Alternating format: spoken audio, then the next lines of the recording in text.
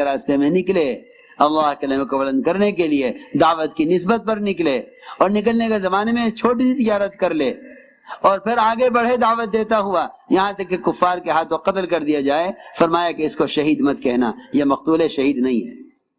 صحابہ نے عرض کیا مومنین آپ کیا کہہ رہے ہیں؟ ایک آدمی کفار کے ہاتھوں قتل کیا جائے آپ کہہ رہے شہید نہیں ہے؟ فرمایا کہ کیسے شہید ہو سکتا ہے جب اس نے اس اجتماع میں اور اس نے نکلنے کے زمانے میں تجارت کر لی تو وہ شہید کیسے ہو سکتا ہے؟ فرمایا مقتول ہے، شہید نہیں ہے۔ شہید تو صرف وہ ہے جو اس راستے میں نکلنے میں اس کام کے علاوہ کسی دنیا کا ارادہ نہ کرے۔ اس کو میں نے کہا کہ یہ اخلاص ہے،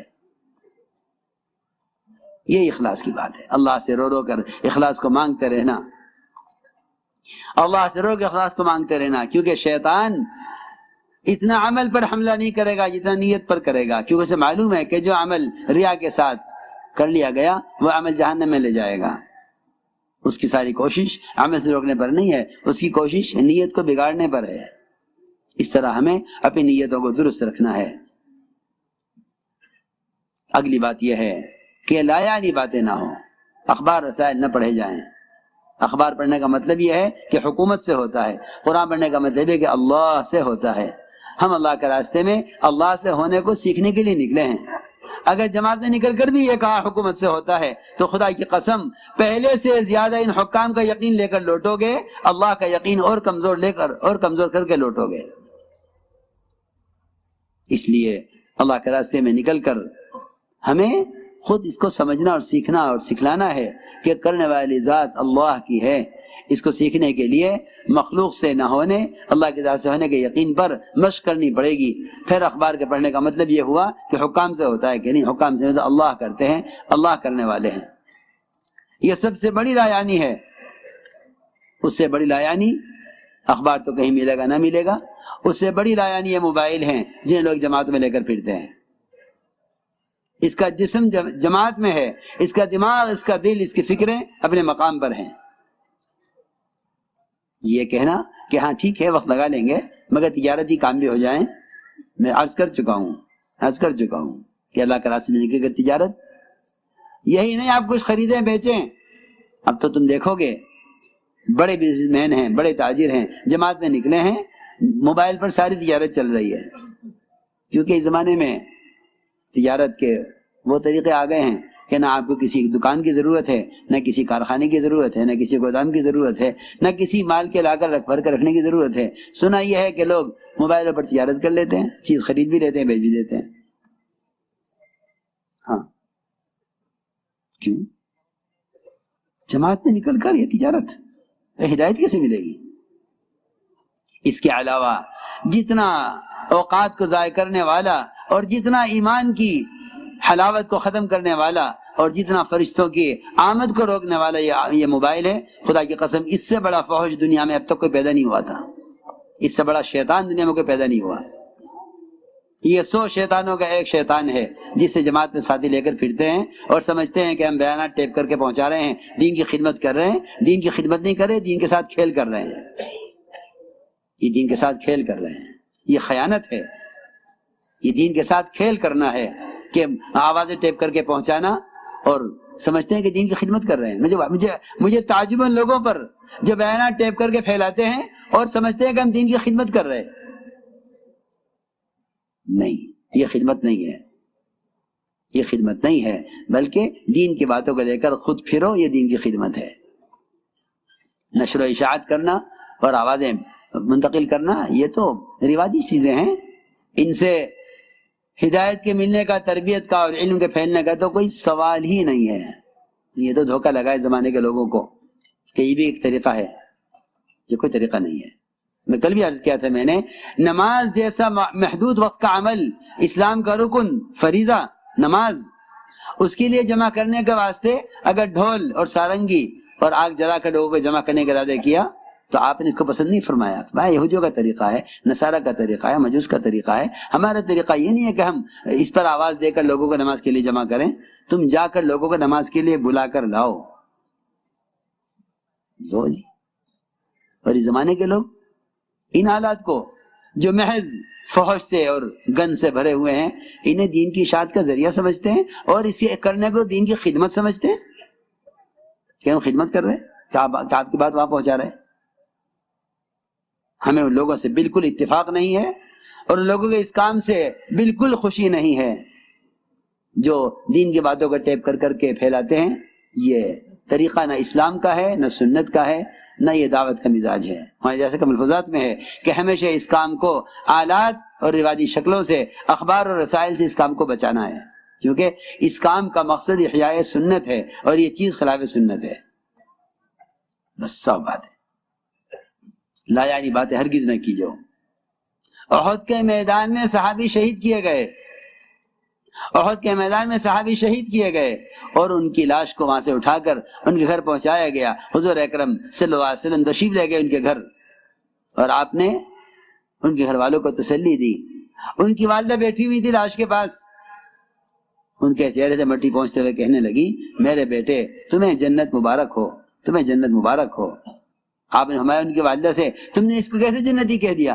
تمہیں کیا معلوم کہ اس نے اللہ کے راستے میں نکل کر بیکار بات کی ہو؟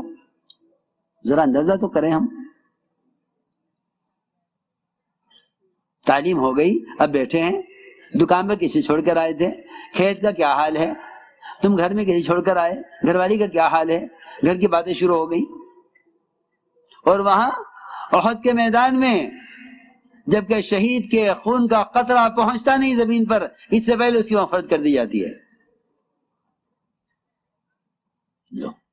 شہداء احد کے اور صحابی، اور آپ کیا فرمائیں ان کی والدہ سے؟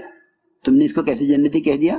تمہیں کیا معلوم اس نے دو کام اللہ کے راستے میں نکل کر کیے ہوں، ایک لا یعنی باتیں کی ہوں، یا دوسرا کام یہ کہ کوئی لوٹا، کوئی چادر، کوئی لاٹھی، کوئی ضرورت کی چیز کسی کو دینے سے انکار کر دیا ہو جس کے دینے میں اس کا کوئی نقصان نہیں تھا. یہ بھی فرمایا ساتھ میں. ساتھی کہتے ہیں میرا لوٹا ہے تو میری چادر ہے. فرمایا کوئی چیز اپنے بھائی کو دینے سے روک لی ہو جس کے دینے میں اس کا کوئی نقصان نہیں تھا. تو میں نے عرض کیا کہ لا یعنی باتیں نہ ہوں. اس طرح ہمیں اللہ کے راستے میں نکلنے میں وقار، سنجیدگی، اپنے امیر کو پہچاننا، امیر کی اطاعت کے ساتھ چلنا، چلنے میں بھی خاص طور پر بازاروں کے ماحول سے گزریں تو کلمہ پڑھتے ہوئے غیروں کے معابد پر گزر ہو، غیروں کے معابد پر گزر ہو تو لازم ہے کہ لا الہ الا اللہ وحدہ لا شریک لہ لہ الملک والحمد یحیی و یمیت وحی لا یموت بیدہ الخیر وہو علی کل شیء قدیر. یہ پڑھتے ہوئے گزرنا چاہیے، ورنہ والی ایسا فرماتے تھے کہ ایسے مواقع پر ایمان کے سلب ہونے کہ کہاں اس کلمے کا پڑھنا زیادہ ضروری ہے. جی ہاں، غیروں کے معابد پر گزرتے ہوئے میں تم سب سے کہہ رہا ہوں کہ اگر اس کلمے کے پڑھنے کا اہتمام نہیں کرو گے تو ایمان خطرے میں پڑ جائے گا. شیطان ایسے موقعوں پر ایسے وساوس دل میں پیدا کرتا ہے جس سے نعوذ باللہ، خدا نہ کرے، اللہ نہ کرے، آدمی کا دل جو ہے باطل کی طرف یا کفر کی طرف مائل ہونے لگے. اس کا بہت خیال کرنا چاہیے. اس طرح ہمیں چاہیے کہ جماعت میں مجتمع ہو کر چلیں اور وقار سے چلیں.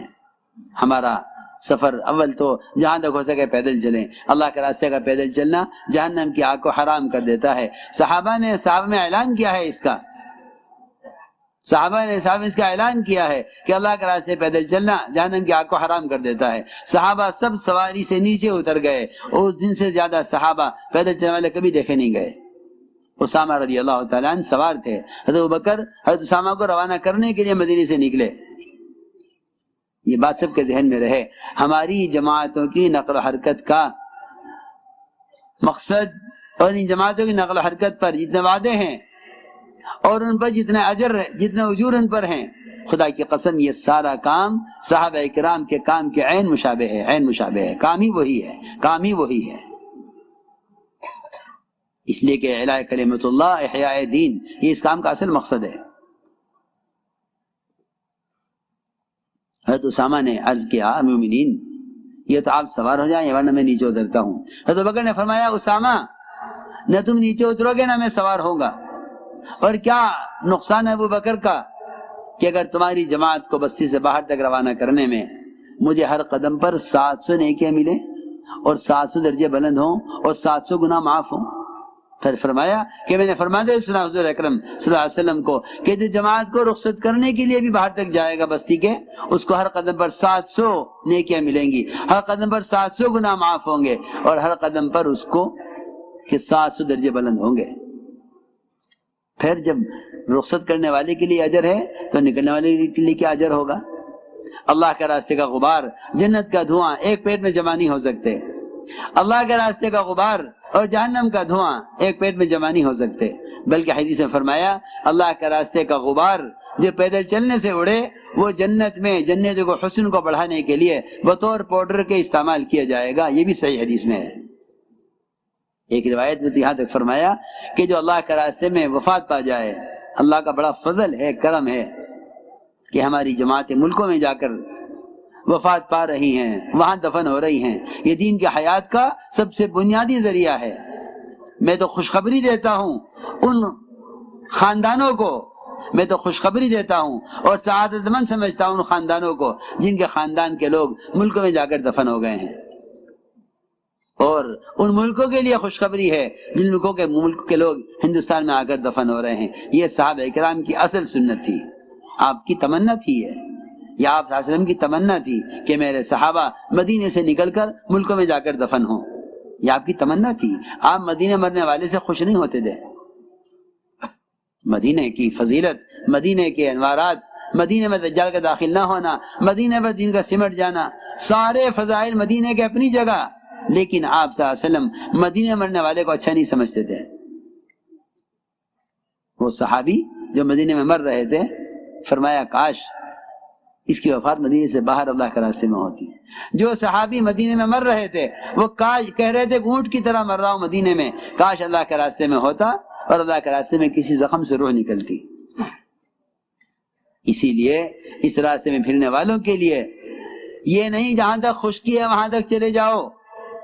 فرمایا جو اللہ کے راستے میں سمندری سفر میں، جو اللہ کے راستے میں سمندری سفر میں جائیں دوسرے ملکوں میں دین کو پہنچانے کے لیے، ان کے بارے میں فرمایا اگر ان کی وفات سمندری سفر میں ہوئی تو اللہ تعالی ان کی روح خود نکالیں گے، فرشتے سے نہیں نکلوائیں گے.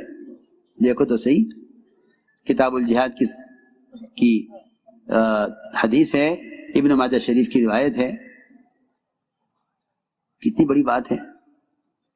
جو جماعتیں ملکوں میں جائیں گے سمندری راستوں سے، بڑے جزیرے ہیں، اللہ اکبر، 2 3 دن 4 دن ہفتہ بھر کشتیوں سے جزیروں میں جا کر جماعتیں دعوت دیتی ہیں.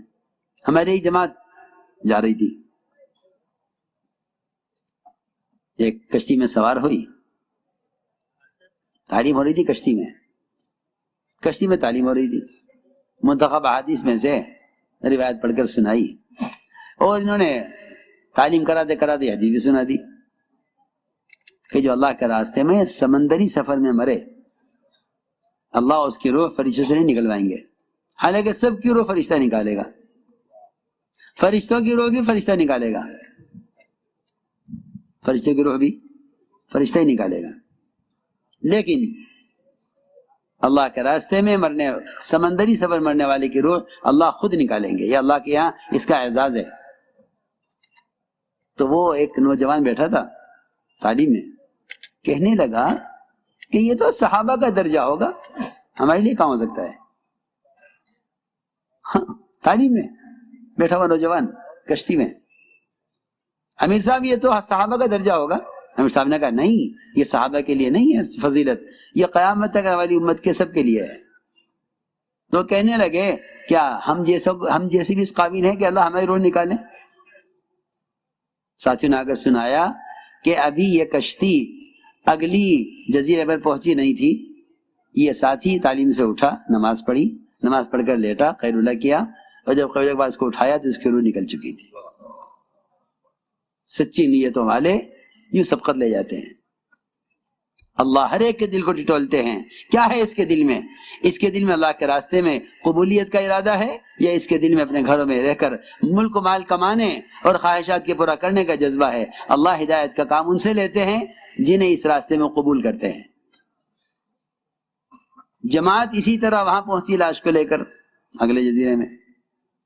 بھئی یہ کیا لے کر آئے تم اپنے